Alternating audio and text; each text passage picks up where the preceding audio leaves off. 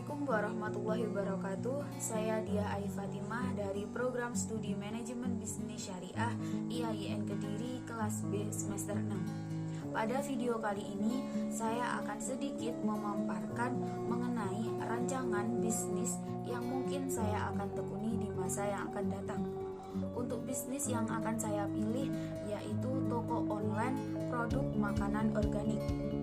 Untuk target pasar saya adalah konsumen yang peduli dengan kesehatan dan lingkungan serta ingin mengonsumsi makanan yang bebas dari bahan kimia dan pestisida. Pasar pangan organik di dunia memiliki tren yang mengalami peningkatan. Meskipun demikian, produk pertanian organik belum merupakan suatu bisnis yang besar, tetapi dari tahun ke tahun mengalami peningkatan yang signifikan. Permintaan dunia terhadap produk pertanian organik mengalami pertumbuhan sekitar 20% dari tahun ke tahun. Di Indonesia sendiri, program pertanian organik didukung oleh pemerintah dengan adanya penyempurnaan standar sistem pertanian organik dan lumayan cukup banyak permintaan dari produk makanan organik sendiri di Indonesia. Produk organik jika dikembangkan dapat menjadi sumber keunggulan kompetitif di Indonesia. Di samping itu, sistem pertanian organik menguntungkan bagi perbaikan dan peningkatan kualitas lingkungan di Indonesia. Pengembangan pasar produk organik di dalam negeri yang saat ini masih rendah dapat menjadi salah satu langkah awal yang dapat dilakukan untuk 3 kompetitor yang sejenis. Untuk perbandingan bisnis saya yang saya pilih adalah yang pertama Organic Food Indonesia. Organic Food Indonesia merupakan toko online yang juga menjual produk makanan organik. Keunggulan mereka adalah sebagai distributor resmi berbagai merek terkenal sehingga mampu menawarkan harga yang lebih terjangkau, namun kelemahannya mereka adalah keterbatasan dalam variasi mereknya atau variasi dalam produknya. Yang kedua, It's All Goods Organic. It's All Goods Organic sebuah perusahaan kecil yang juga fokus pada makanan organik dan vegan. Keunggulan mereka adalah produk mereka dibuat dengan bahan-bahan lokal dan organik serta tidak menggunakan bahan pengawet. Namun kelemahan mereka adalah masih belum terkenal di pasar dan website mereka kurang menarik. Untuk kompetitor yang ketiga adalah Happy Fresh.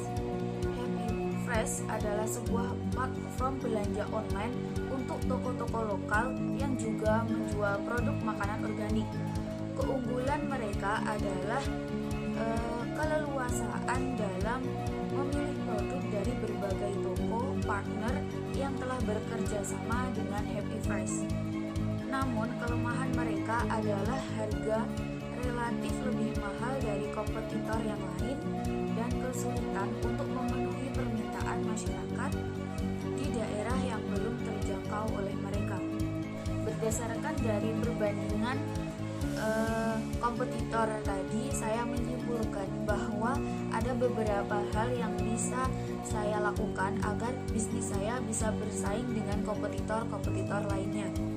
Yang pertama adalah menawarkan variasi produk yang lebih banyak dan berbeda dari kompetitor lainnya.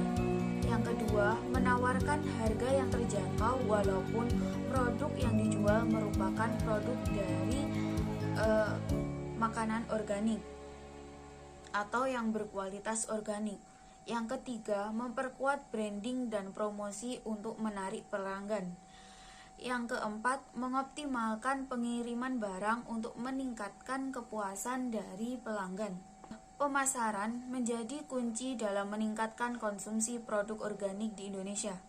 Mengingat keterbatasan sumber daya keuangan pada sebagian besar pelaku bisnis produk organik di Indonesia, membuat pemasaran online ini menjadi strategi yang tepat karena membutuhkan biaya investasi yang lebih rendah mudah digunakan, jaringan cakupan yang cukup luas, penyebaran dan pengumpulan informasi cepat, serta mudah mencari mitra bisnis yang potensial.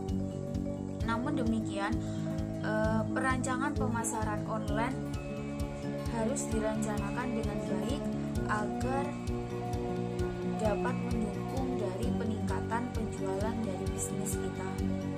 Itulah tadi contoh rancangan bisnis dan perbandingan dari 3 kompetitor yang sejenis dari bisnis yang saya tekuni. Semoga bermanfaat. Kurang lebihnya dari saya mohon maaf. Assalamualaikum.